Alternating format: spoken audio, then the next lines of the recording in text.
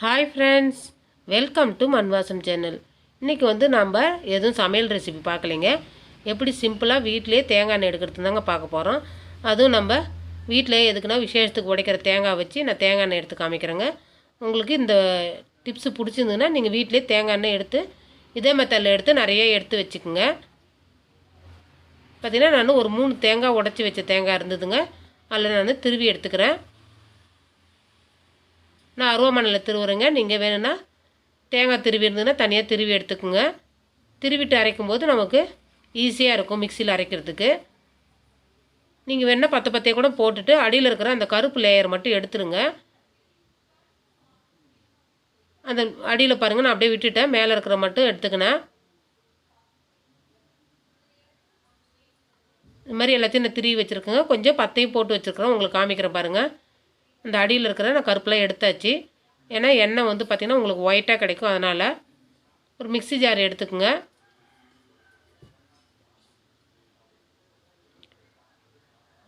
இது பெரிய ஜாருன்றதுனால நான் எல்லாத்தையும் போட்டுங்க. குட்டி ஜாராக இருந்தால் பாதி பாதியே போட்டு அரைங்க. தண்ணி சேர்த்து நல்லா அரைச்சிக்கலாங்க. நம்ம எப்படி தேங்காய் பால் எடுப்போமோ அதை மாதிரி எடுத்துக்க வேண்டியது தாங்க. நல்லா அரைச்சி எடுத்துன்னு வந்தாச்சு. வடிகட்டிக்கலாங்க. இது மாதிரி ஒரு அடியில் ஒரு பாத்திரத்தை வச்சுட்டு வடிகட்டி வச்சு எடுத்துருங்க.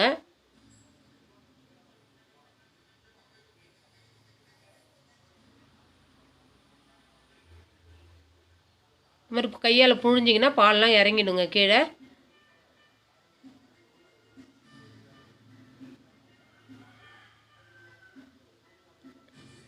நம்ம ஒரு 4 தேங்காய் உடச்சி கூட நம்ம அடிக்கடி வீட்டுக்கு தேவையான எண்ணெய் எடுத்துக்கலாங்க.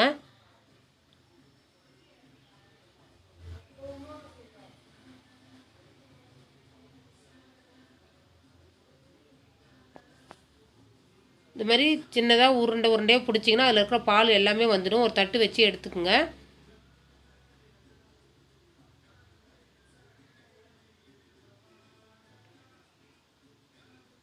ஒரு 100 எண்ணெய் இருந்தாலே வீட்டுக்கு நமக்கு ஒரு 10 நாளைக்கு வருங்க. 10லேருந்து 15 நாளைக்கு கூட வரும்.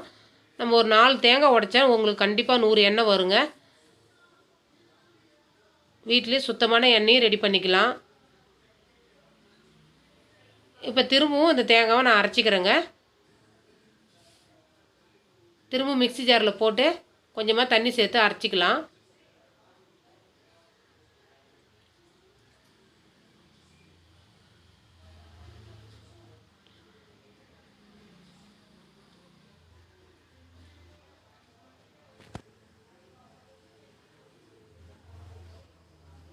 அவ்வளோதாங்க, தண்ணி சேர்த்து நம்ம அரைக்க போகிறோம்.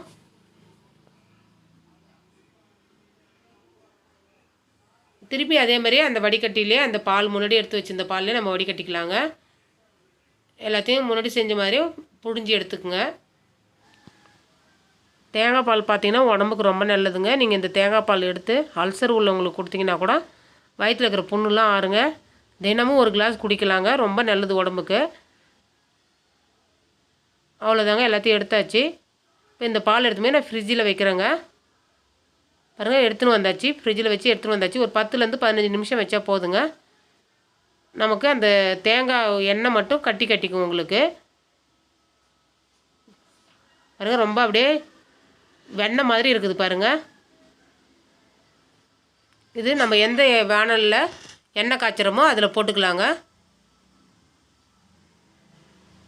நீங்கள் ஃப்ரிட்ஜில் வச்சுட்டு ஒரு 10லேருந்து 15 நிமிஷம் கழித்து நீங்கள் பார்த்தீங்கன்னா உங்களுக்கு வெண்ணெய் மாதிரி மிதக்கும். நம்ம அதை எடுத்துக்கலாங்க. அதுதான் தேங்காய் எண்ணெய் ஆகிறது. மீதியெல்லாம் தண்ணி தாங்க. இந்த தண்ணி வேஸ்ட் பண்ணாத மாட்டுக்கு வச்சுருங்க.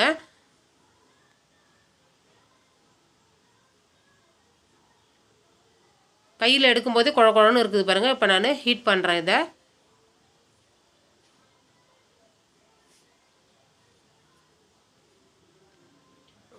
நல்லா இந்த கட்டிலாம் கரைஞ்சிடுங்க. கரைஞ்சிட்டு வெண்ணெய் மாதிரி கரைஞ்சிடும். ஒரு கரண்டி வச்சு கலக்கி விட்டுக்கினே இருங்க.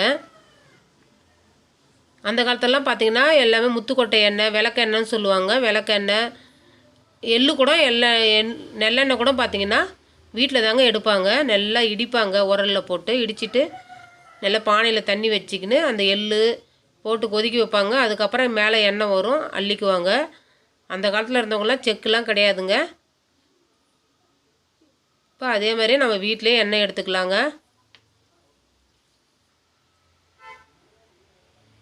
இது கொதிக்கிறதுக்கு ஒரு 10 நிமிஷம் ஆகுங்க. கண்டிப்பாக 10 நிமிஷம் ஆகும்.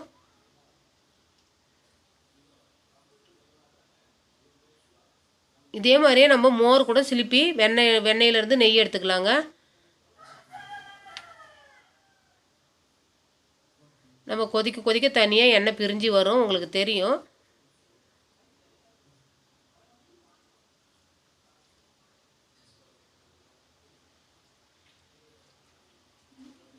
கைவிடாது கிளறினே இருங்க, ஏன்னா கொஞ்சம் அடி பிடிக்கிற மாதிரி இருக்கும் உங்களுக்கு.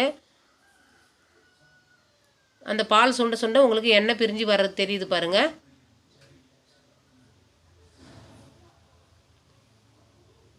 இப்போ அந்த பாலில் இருக்கிற இந்த தேங்காயெல்லாம் திரி ஆகிட்டு எண்ணெய் பிரியுது பாருங்கள். நல்லா சுத்தமான தேங்காய் எண்ணெய், எவ்வளோ வாசனை சூப்பராக இருக்குதுங்க.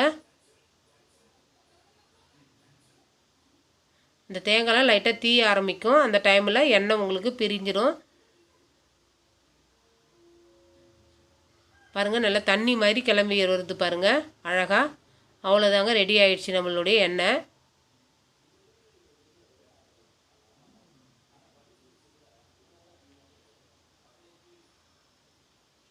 எவ்வளோ பியூராக இருக்குது பாருங்கள் எண்ணெய்.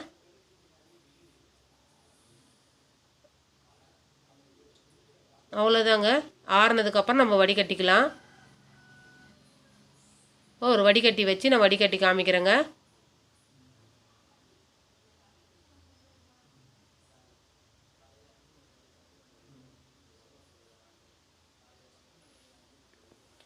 நல்லா ஆறுனதுக்கப்புறம் நீங்கள் எந்த பாட்டிலில் யூஸ் பண்ணுறீங்களோ அந்த பாட்டிலில் ஊற்றி வச்சுக்கோங்க.